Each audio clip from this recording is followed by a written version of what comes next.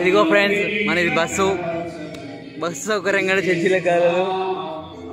ఇది ఎంట్రన్స్ చూడండి. ఇక్కడ పెద్ద స్తూపం రైట్ సైడ్ ఉంటుంది, పెద్దగా ఉంటుంది, బాగుంటుంది. కలర్ స్తూపం.